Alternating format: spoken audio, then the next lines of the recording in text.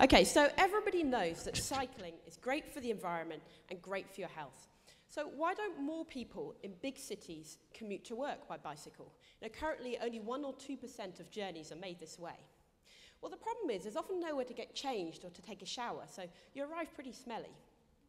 Bikes get stolen. I had 2 stolen in London last year, and studies show that only 25% of people who have a bike stolen ever end up replacing it. Then there's mechanical problems, breakdowns, and punctures, and to top it all off, cycling actually isn't that safe if you don't know what you're doing. So to address all of these problems together, I'm proposing to set up a network of bicycle parking centres called bike boxes, where people can come in the morning, leave their bike in a secure place, take a shower, and go to work. We'll also offer safety advice and support.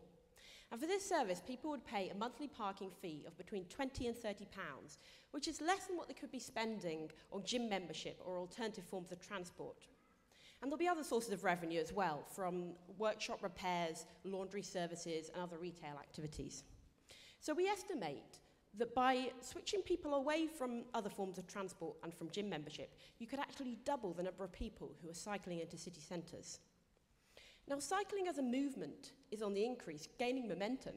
Governments are investing in bike pathways and bike sharing schemes, but this is a different concept that addresses the needs of a different group of people who still wouldn't consider it practical to cycle into a city centre and go to work. By 2010, we're hoping to set up a pilot scheme in London, but ultimately we see the network of centres growing through a combination of direct management and a franchise model. Thank you. Joe, stay on up here. Judges. I'm trying to picture the facilities, because I would imagine that they would need to be, well, obviously they need to be centralized, but how do you ensure that they're close enough to people's places of work that they don't then have an added commute to where they actually work? Right, I mean that's certainly a key success factor, but if you think of people going into a city centre, going to the gym before they go to work, and then going to their workplace, it's something which does work, but it will need to be a network with a fairly high number of centres to make it close enough.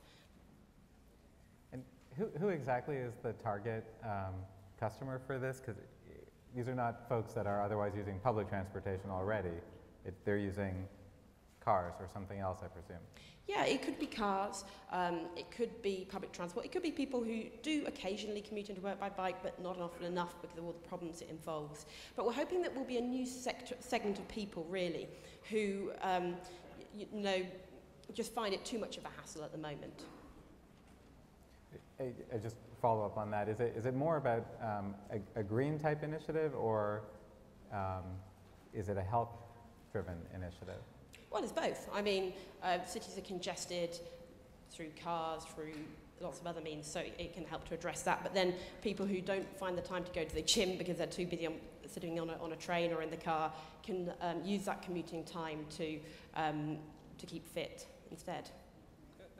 Assuming that you got this to scale, where would the surplus, is this a for-profit construct that's having a social impact through? Yeah, I'm thinking for-profit or maybe a cooperative model, so that people, you could actually engage the people who are coming to the centre, help to use their sort of power to overcome some of the problems at the peak rush hours, and also to give people the confidence they're getting good value for money.